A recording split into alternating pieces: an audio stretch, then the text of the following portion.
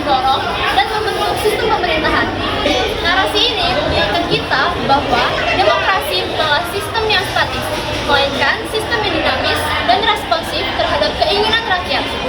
Secara umum, tujuan demokrasi adalah menciptakan kehidupan masyarakat yang adil, makmur, dan sejahtera dengan mengedepankan nilai keterbukaan, kejujuran, dan keadilan.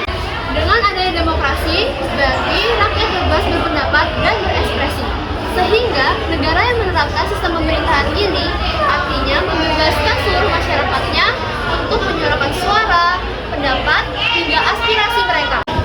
Suara rakyat berfungsi sebagai kontrol terhadap kekuasaan pemerintah. Rakyat dapat mengawasi dan mengkritik kebijakan pemerintah melalui petisi, demonstrasi, atau media massa. Rakyat dapat terlibat dalam pengambilan keputusan dan kebijakan melalui pemilu dan referendum.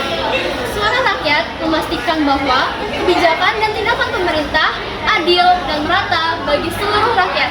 Demokrasi adalah sistem pemerintahan yang memberikan kesempatan kepada seluruh rakyat untuk berpartisipasi dalam pengambilan keputusan, baik secara langsung maupun tidak langsung. Tujuan demokrasi memberikan kebebasan berpendapat dan berekspresi kepada rakyat, dan menciptakan keamanan, ketertiban, dan ketentraman di masyarakat. Manfaat demokrasi itu kesetaraan sebagai warga negara dan kebebasan berpendapat dan berekspresi. Hal yang dilarang dalam pemilu itu melakukan kegiatan yang membahayakan keutuhan negara kesatuan Republik Indonesia dan menghina seseorang baik secara agama, suku, ras, golongan, beserta pemilu yang lain. Perkenalkan, nama saya Jonathan dari Pasar Minggu, saya dari kelas 10M.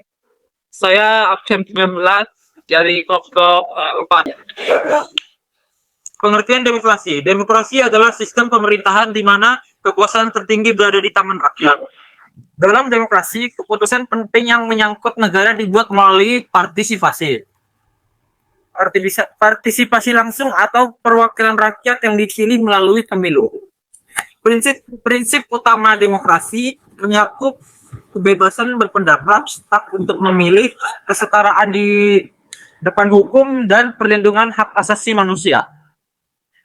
Demokrasi juga menekankan pada pembagian kekuasaan, serta adanya mekanisme kontrol dari keseimbangan antar lembaga negara agar kekuasaan tidak terpusat pada satu pihak.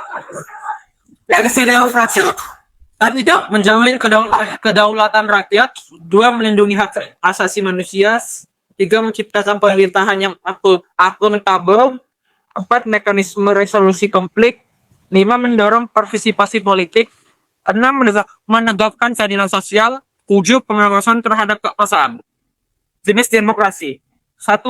Demokrasi langsung, 2. Demokrasi perwakilan, 3. Demokrasi konstitusional, 4. Demokrasi liberal, 5. Demokrasi nasional, 6. Demokrasi partisipatif, 7. Demokrasi parlementer, 8. Demokrasi presidensial.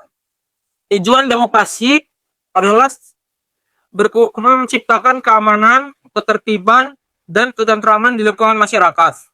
Demokrasi akan menjamin hak setiap warga negara dan mengedepankan musyawarah untuk memecahkan solusi bersama agar terjalin keamanan bersama di lingkungan masyarakat. Saya akan mempresentasikan tentang demokrasi di sekolah. Pengertian dari demokrasi di sekolah adalah sistem atau prinsip yang mempromosikan partisipasi aktif, keterlibatan keadilan, dan keputusan bersama antara siswa, guru, dan staf sekolah. Dalam pengelolaan dan pengambilan keputusan di lingkungan sekolah. Jenis-jenis demokrasi di sekolah: 1. Melakukan pemilihan ketua dan wakil ketua OSIS, 2. Bersikap hormat terhadap guru dan staf sekolah, 3. Melakukan pemilihan ketua kelas, 4. Berpartisipasi aktif dalam aktivitas OSIS. Fungsi demokrasi di sekolah.